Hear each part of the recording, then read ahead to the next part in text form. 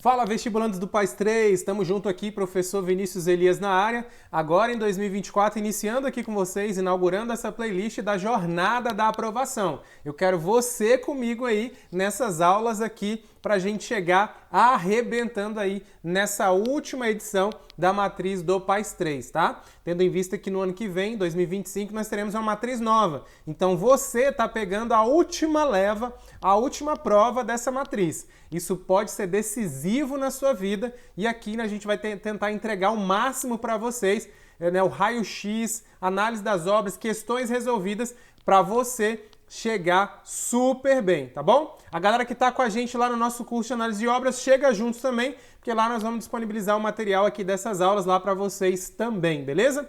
Já faço o convite, vai ter o link do Telegram aqui embaixo, nós compartilharemos aqui alguns mapas, alguns esquemas que vamos disponibilizar aqui nas aulas, que a gente mostrar aqui nas aulas, beleza?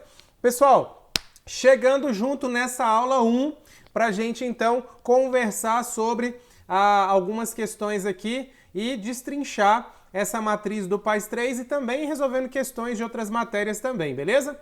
Questões inéditas ou então questões das provas anteriores, o lugar vai ser aqui. Já compartilha com a galera que vai estudar com o PAS 3 aí, que você conhece, a galera que vai focar aí no PAS 3, tá bom?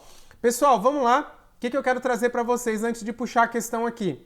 Nós traremos aqui semanalmente 2 questões, tá? Todo dia que a gente vai liberar uma questão, só que a gente vai liberar um dia PAS 1, outro dia PAS 2, outro dia PAS 3, aí volta no PAS 1, PAS 2, PAS 3. Então são 2 questões semanais do PAS 3 que a gente vai liberar aqui para vocês até a prova, tá? Então já cola comigo aqui que a gente segue entrando aqui com a primeira questãozinha na área para vocês. Vamos lá. Questão da última prova, tá? Da penúltima prova, na verdade, da prova aqui de 2022, beleza? Pessoal, antes de ler a questão aqui com vocês, eu quero abrir um parênteses que é o seguinte. A matriz do PAS, nós já tivemos uma incidência de cobranças, né? A maioria das obras aqui elas já foram cobradas e estrategicamente nessa reta final vai ser importante a gente prestar atenção na incidência de como essas obras aconteceram, como elas caíram, na verdade para saber quais caíram, quais não caíram, porque isso pode ser decisivo na sua estratégia nessa reta final, tá? Nesse último ano aí dessa jornada aí de PAS 1, 2 e agora PAS 3, beleza? Então, eu vou seguir aqui uma ordem daquelas obras que eu acho que tem uma importância muito interessante para essa última edição, na edição de vocês. E eu já começo por uma obra de teatro, né? Das 2 que nós temos ali, eu já começo com uma delas, que é a obra A Exceção e a Regra do Brecht, beleza?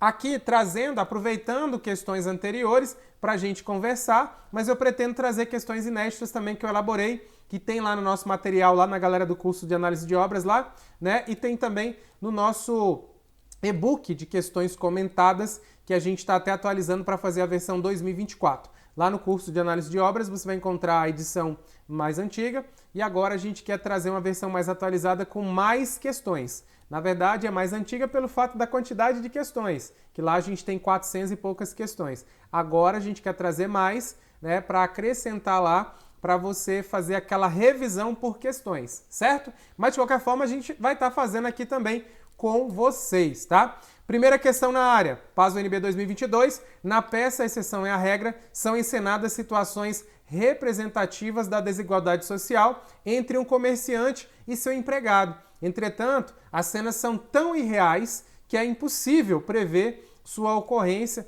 né, no mundo real. Pensa comigo, certo ou errado?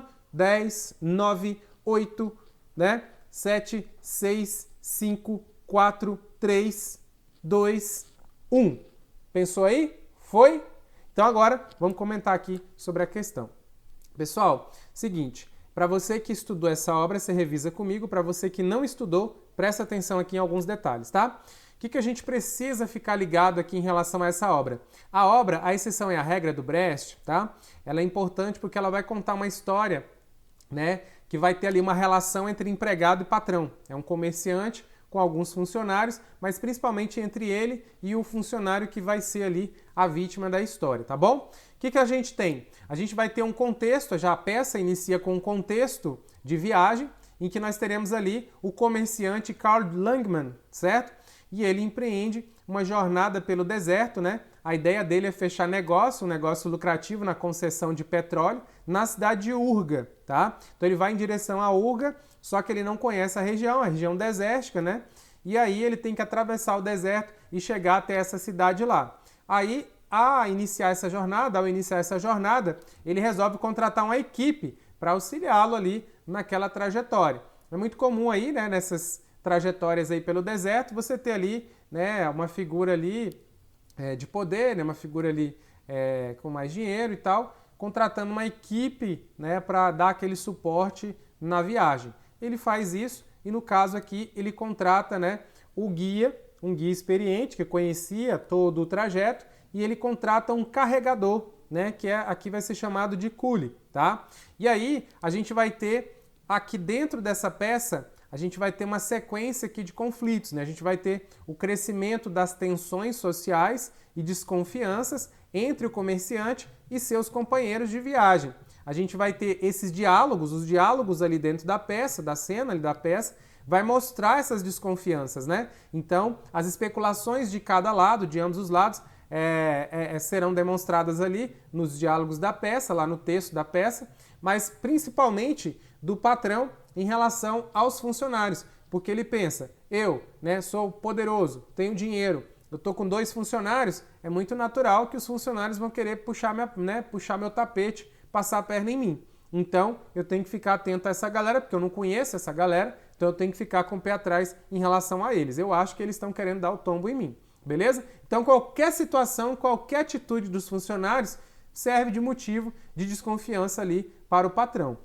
E aí, a gente vai ter, ao longo do trajeto, a gente vai ter a demissão do guia devido a suspeitas de incompetência, né? Porque eles vão seguir uma trajetória, eles vão parar em vários lugares, num dado momento vai parecer que eles estão perdidos ali. E aí ele vai falar, poxa, mas eu contratei esse guia experiente, o cara parece que não está, né, acertando o local aqui, então eu vou demiti-lo aqui. Então ele resolve demitir ele por suspeitas de incompetência e aí, seguido pelo medo também de retaliação, ele vai então fazer essa demissão, né? E aí, o que acontece? A viagem prossegue, só que aqui nesse caso vai ser com o cule, o carregador e o patrão, certo?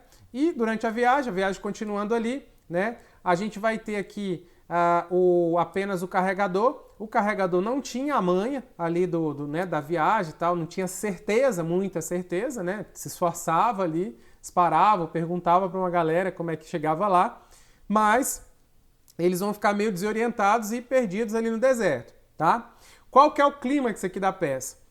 A gente vai ter um momento de tensão no deserto quando o carregador oferece água para o patrão. Num dado momento eles param na localidade, né, numa pedra lá e tal, para dar uma descansada, e o funcionário, o carregador, o cule, fica preocupado com o patrão, né? Ele fica preocupado ali, né? E de repente ele está com sede e tudo mais, e oferece, né, vai oferecer um cantil ali de água para o patrão. O patrão, né, ali estava meio escuro o ambiente e tal, ele vai ter uma má interpretação em relação a esse gesto, né? E aí ele vai ver como ameaça esse gesto do funcionário, ele vai achar que o funcionário vai querer matar ele, e aí ele acaba atirando no carregador, né? No caso aqui do cule, e acreditando agir em legítima defesa. Ou seja, ele vai achar, né, ele vai acabar achando ali que o funcionário, o carregador quer matar ele, ele vai, mata o funcionário primeiro, alegando legítima defesa, tá? A partir daí, a última parte da peça vai ser o julgamento, né? Vai acontecer aqui o julgamento de toda essa peça, tá? E aí, é uma história que vai discutir a questão de desigualdade social, vários elementos ali que nós vamos destrinchar aqui nas outras questões. Então eu estou contando só uma parte aqui para vocês, mas nas outras questões eu quero que você continue aqui comigo para a gente discutir outros pontos também, revisando pelas questões, tá bom? O que mais que a gente precisa saber aqui, galera? O Brecht, pessoal, sempre que ele aparece ali na prova, a gente vai ter que estar centrado muito no teatro épico, tá? O PAIS 3, ele costuma trabalhar o teatro épico, às vezes compara com o teatro de Stanislavski. O vestibular, vez ou outra, traz também. Se você pegar questões bem antigas ali, você vai ver que desde 15 anos atrás, eles já cobravam Brecht, mesmo quando o Brecht não era obra, já cobrava o teatro épico e suas características, tá? Então aqui a gente vai ter o teatro épico, que é muito centrado aqui né, popularizado aqui pelo Brecht, né, vai ser uma plataforma para discussão de questões políticas e sociais por meio do teatro, né, o espaço cênico, né, e aqui a gente vai ter um teatro muito numa função educativa. Eles vão falar que é um teatro pedagógico, um teatro educativo e ao mesmo tempo provocativo, beleza? Nós vamos falar mais detalhes ainda sobre o teatro épico em questões futuras que a gente vai gravar aqui, que teve questões que cobrou exatamente essa parte, beleza? E aqui, a quebra da quarta parede, outro ponto que já foi explorado também, mas que você precisa carregar para a sua prova. A quebra da quarta parede é quando há interatividade com o público, né? Aqui o texto muitas vezes vai encorajar o público a questionar a apresentação, participar, interagir, né?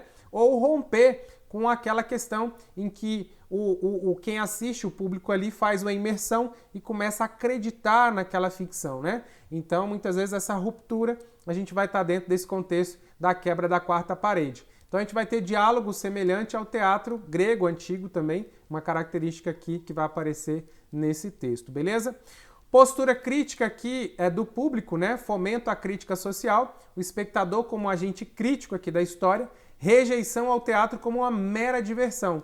Então o teatro épico ele vai ter essa característica também, mas muito aqui também no centrado no teatro do Brecht, o teatro em que a ideia é que quem assista faça uma reflexão crítica a respeito da temática envolvida e que ele não acompanhe aquela peça, aquele teatro ali como apenas uma mera diversão, que ele aprenda uma lição ali, que a todo momento ele tente extrair ali a mensagem, beleza?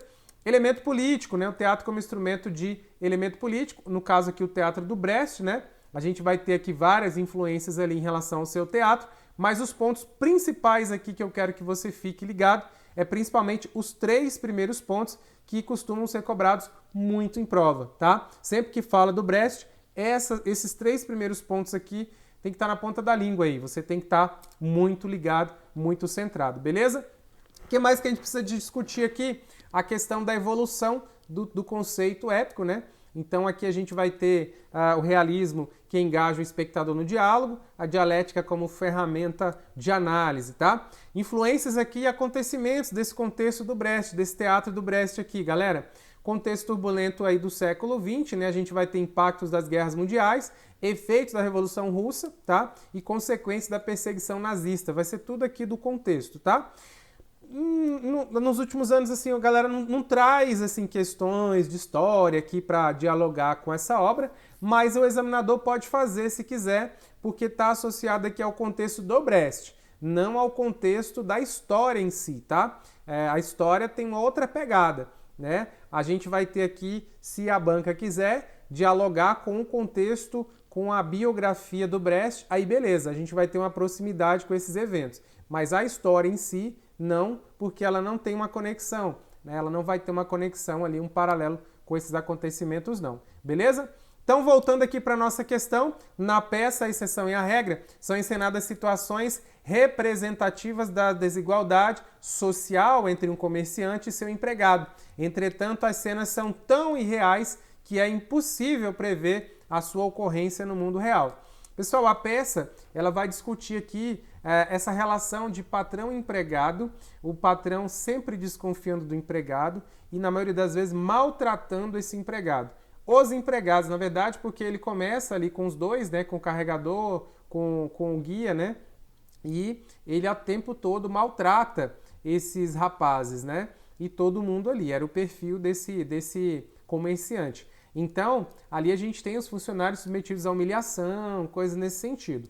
Aí, quando a prova do Paes traz pra gente essa conexão aqui, essa reflexão, quando ele fala bem assim, ó, situações representativas da desigualdade social entre um comerciante e um empregado, é uma primeira informação que eu já tenho que avaliar. Esse aqui é um item do tipo A, certo ou errado. Eu preciso, muitas vezes, destrinchar, dissecar cada parte da informação e analisando se cada parte está correta ou não. Então, essa primeira parte aqui, galera, faz muito sentido. A obra vai discutir essa desigualdade que há entre um comerciante e o empregado, beleza? Agora, ele fala bem assim, ó, entretanto, as cenas são tão irreais que é impossível prever sua ocorrência no mundo real. Pessoal, aí o examinador deu a questão, né? Pessoal, uma história como essa, que mostra uma relação de patrão-empregado, de humilhação, de desconfiança, isso, será que não tem nada parecido com isso no mundo real?